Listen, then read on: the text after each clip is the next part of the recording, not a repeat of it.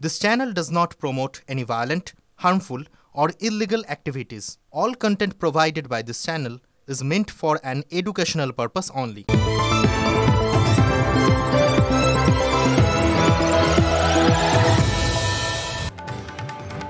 নমস্কার, দেখছেন TV9 বাংলা। আপনাদের সঙ্গে রয়েছি আমি তনিষ্ঠা। শুরু করছি নিউজ টপ 9। আর নিউজ টপ 9 এর শুরুতেই যে খবর, জীবন বীমা ও চিকিৎসা বীমা থেকে জিএসটি প্রত্যাহারের দাবি তুললেন বাংলার মুখ্যমন্ত্রী।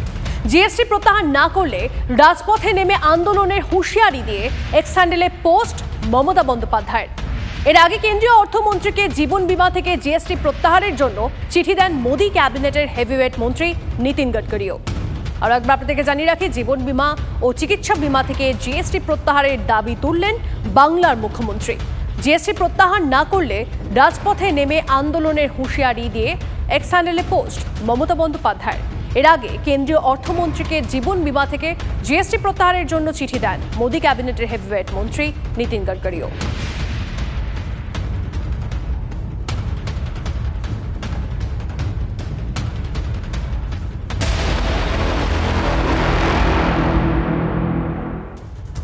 বর্ষাকাল, কিন্তু এই বর্ষা মানে কি বিপর্যয়? এই প্রশ্নই তুলে দিয়েছিল কেরালার ওয়েনার। এবার বিপর্যস্ত হিমাচল উত্তরাখণ্ডের দিকেও নজর রাখা যাক। সেখানে আরও প্রাণহানি, আরও অনেকে নিখোঁজ। মৌসুম ভবনের যা পূর্বাভাস, তাতে বর্ষার শেষ 2 মাসে আরও বিপর্যয়ের আশঙ্কা।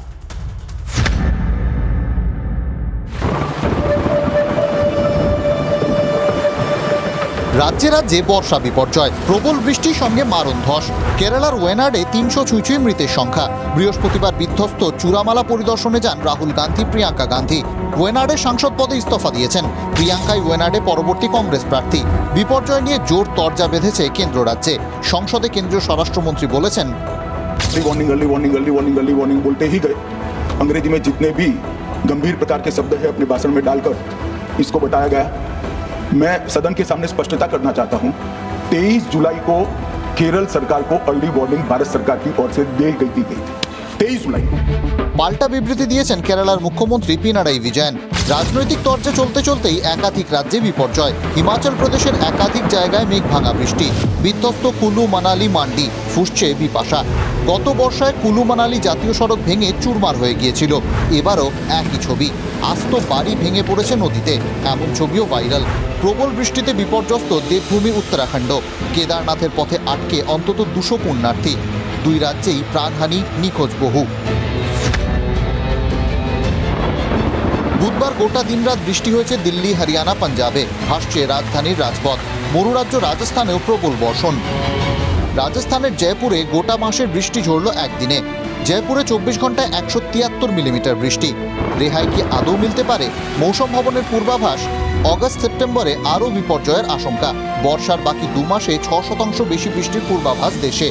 দক্ষিণবঙ্গের কিছু জেলাতেও অতিবৃষ্টির আভাস। অগস্টের শেষে প্রশান্ত মহাসাগরে লা নিনার সম্ভাবনা।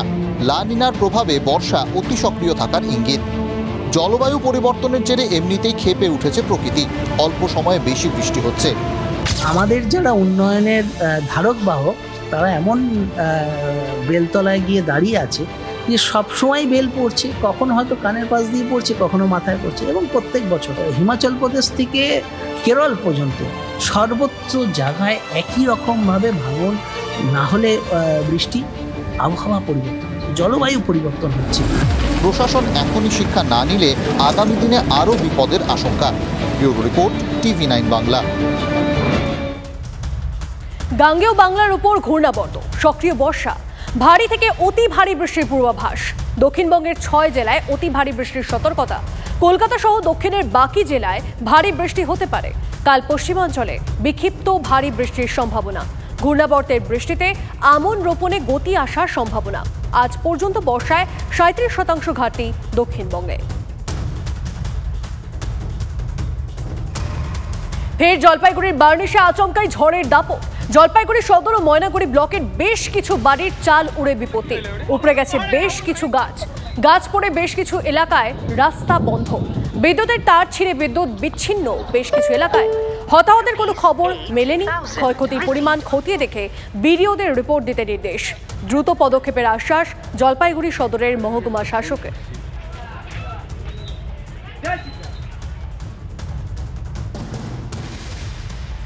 আর এই জলপাইগুড়ির বার্নিশের পাশাপাশি আচমকা ঝড়ে লন্ডভন্ড ডুয়ার্সও। উপড়ে গেল গাছ, বিদ্যুতের খুঁটি, বিদ্যুৎহীন হয়ে পড়ে বানারহাট সহ ধূপগুড়ি মহকুমার বিস্তীর্ণ এলাকা। এলআরপি মোড় সংলগ্ন এলাকায় জাতীয় সড়কের উপর গাছ উপড়ে বিপত্তি। প্রায় ঘণ্টাখানেক ব্যাহত যান চলাচল। গাছ কেটে যান চলাচল স্বাভাবিক করার চেষ্টা প্রশাসনের। হতাহতের কোনো খবর মেলেনি।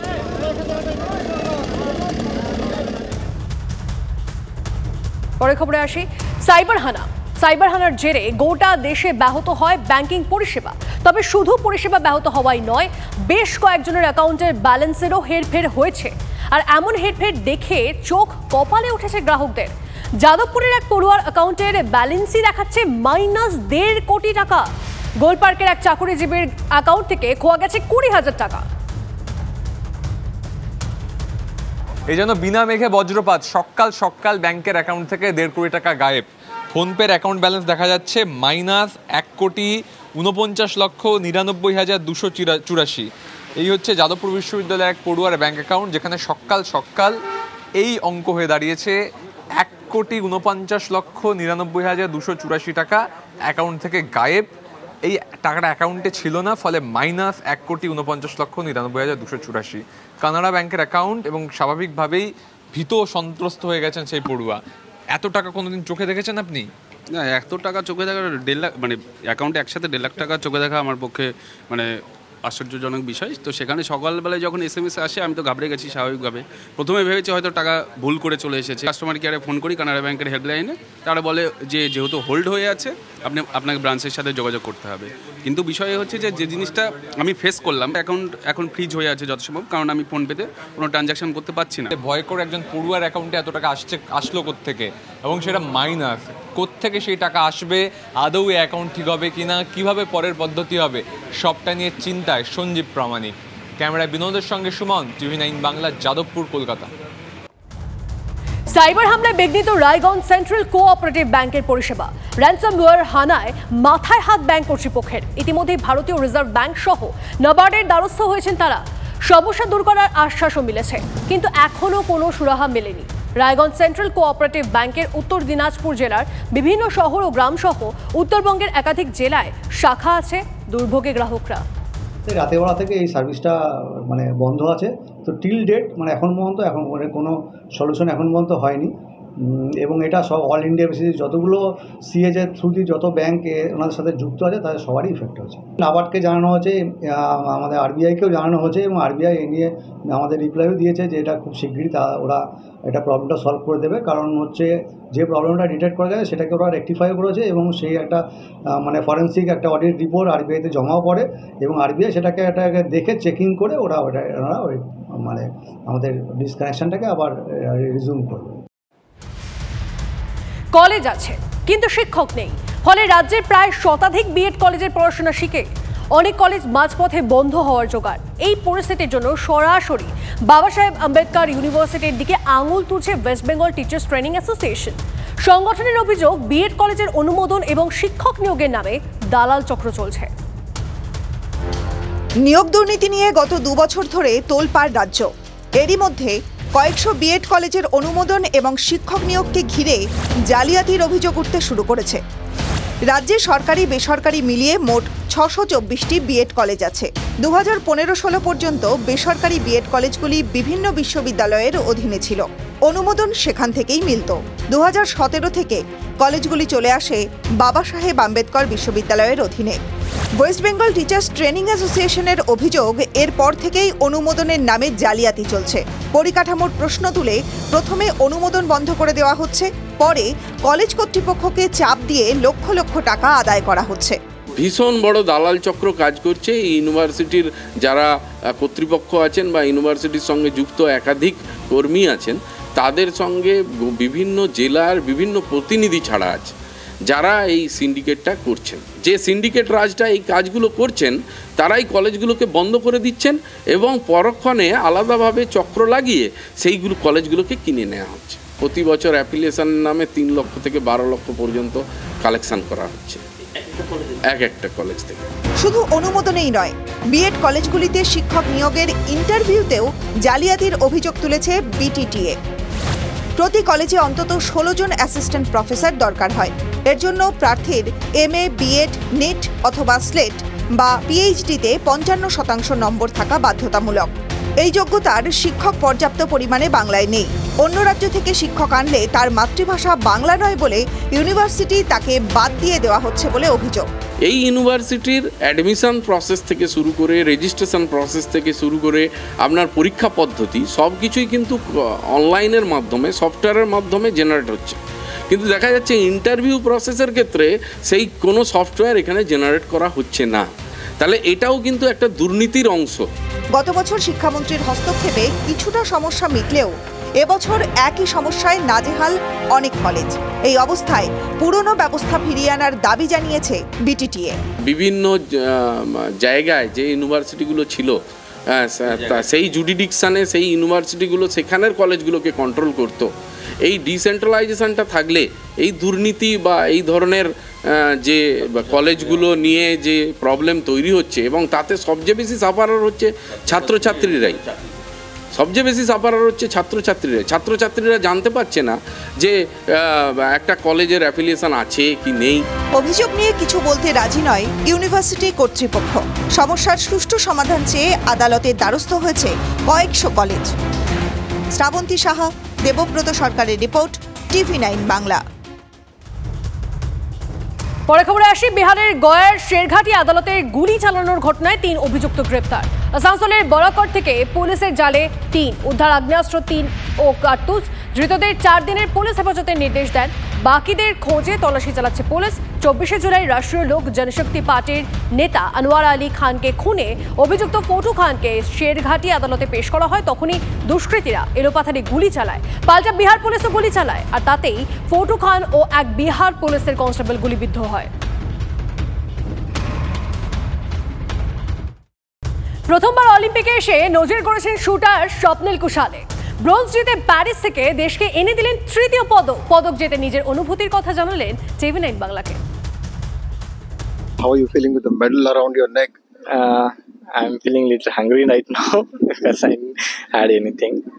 But yeah, I'm feeling proud and like I'm an Indian who to own the medal for the India, and I'm like proud to be Indian. I follow my heartbeat and try to control my to stay calmly control my heartbeat, but ऐसा है कि उसको control नहीं कर सकते। कितना भी हो वो दौड़ता है, तो बस जितना हो सका उतना मैं control my heartbeat to keep low. Swapnil, you have been training under Deepali Deshpande. ऐसा नहीं कि आंसू आ गए आपके आंखों में? आंसू ऑब्वियसली आते हैं क्योंकि she is like second mother to me and she has given me a lot of things like emotionally has supported me all the time. कभी किसी चीज़ को मना नहीं किया, लाइक कुछ भी हो सब चीज़ें मैं सुन के हर चीज़ को बोल के उन्होंने ठीक से किया। उनका जो इमोशनल था काफ़ी हैप्पीली था कि उनका स्टूडेंट है, उनका बच्चा एक लेवल पे उनका एक ड्रीम है, वो एक इंडिया का ड्रीम है, उसको हासिल किया। All of us saw Manu Bakar win 2 medals. Congratulations to Manu and Sarabjot win, and they both started the tally of shooting medal. And yeah, तो motivation तो obviously मिलता है that इंडिया में हम जीत सकते हैं, like इंडिया ओलंपिक लेवल पे की शूटिंग में, and because of that positive energy भी आती है कि हाँ हम भी करेंगे, and because of that I did my best. Sourav Gangopadhyay আর মোহাম্মদ শামিকে সম্মানিত করল ইস্ট বেঙ্গল। প্রতিষ্ঠা দিবসে সৌরভকে ভারত গৌরব সম্মান লাল হলুদের, শামিকে বাংলার গৌরব সম্মান ইস্ট বেঙ্গলের। ক্লাব ক্রিকেটে মোহনবাগানের হয়ে খেলা শামিকে ইস্ট বেঙ্গলে খেলার প্রস্তাব লাল হলুদের। জাতীয় দলে ফেরার আগে বাংলার হয়ে খেলতে চান ভারতীয় পেসার। জীবনপ্রীতি সম্মান পেলেন 2 প্রাক্তন ফুটবলার প্রশান্ত বন্দ্যোপাধ্যায় আর রঞ্জিত মুখোপাধ্যায়। আমি খুব আনন্দিত, গর্বিত আজকে এই অ্যাওয়ার্ড পেয়ে। ইস্ট বেঙ্গলকে অনেক অনেক প্রতি বছর তারা কাউকে না কাউকে অ্যাওয়ার্ড দেয়, মোহনবাগান দেয়, ইস্ট বেঙ্গল দেয়। খুব ভালো কাজ করে, বিকজ তারা এতদিন যারা তাদের ক্লাবের জন্য, দেশের জন্য, বাংলার জন্য কন্ট্রিবিউট করেছে তাদেরকে রেকগনাইজ করে।